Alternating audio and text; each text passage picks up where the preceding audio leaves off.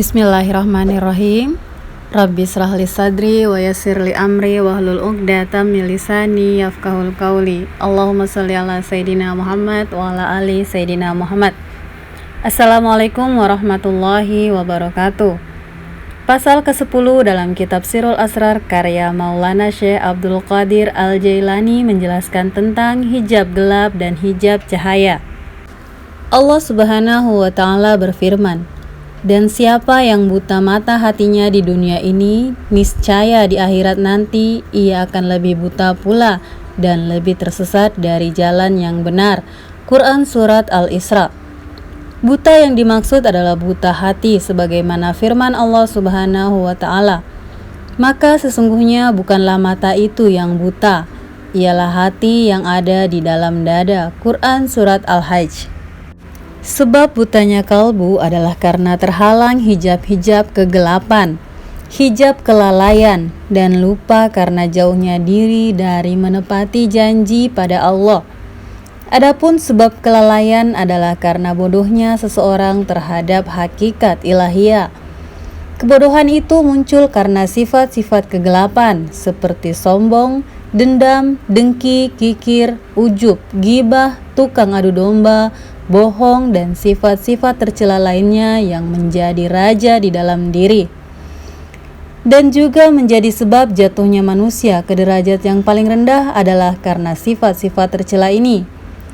Cara menghilangkan sifat-sifat tercela ini adalah dengan cara membeningkan cermin kalbu dengan tauhid, ilmu, amal, serta perjuangan yang kuat, baik secara lahir maupun secara batin, sehingga menghasilkan hidupnya kalbu dengan cahaya asma dan sifat-sifat Allah, hingga seorang hamba ingat terhadap negeri asalnya.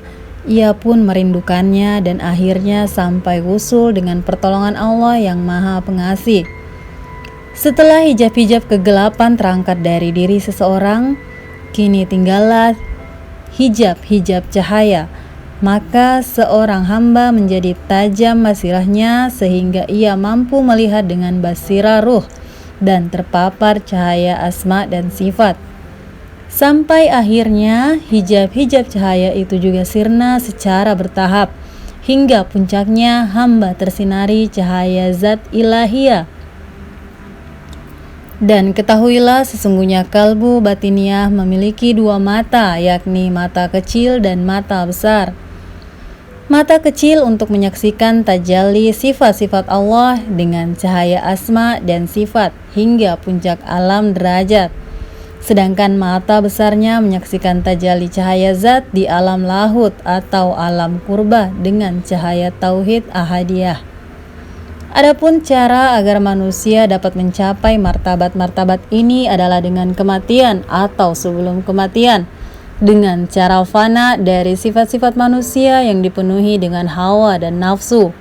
Bahkan sampainya hamba hingga ke alam tersebut bergantung pada keterputusannya hamba itu dengan hawa nafsunya. Adapun makna sampai kepada Allah Subhanahu wa taala bukan seperti bertemunya fisik dengan fisik, bukan seperti bertemunya pengetahuan dengan ilmu, bukan seperti bertemunya akal dengan pemikiran, dan bukan seperti bertemunya dugaan dan yang diduga. Makna sampai adalah kadar keterputusan hamba dari selain Allah yang tanpa jarak, tanpa arah, tidak berhadapan, tanpa temu dan tanpa pisah. Maha suci Allah yang memiliki hikmah agung di dalam setiap penampakannya, kesamarannya, manifestasinya, ketertutupannya, dan ma'rifatnya. Siapa yang telah merasakan makna tersebut di dunia dan mengetahui kadar dirinya sebelum dinilai orang lain, maka ia termasuk orang yang beruntung. Jika tidak, maka masa depannya akan menghadapi berbagai siksaan di alam kubur, hari berbangkit, hari penghisaban, penimbangan amal, melewati Shiratal Mustaqim, dan berbagai hal berat lainnya yang terjadi di akhirat. Wallahu a'lam bishawab.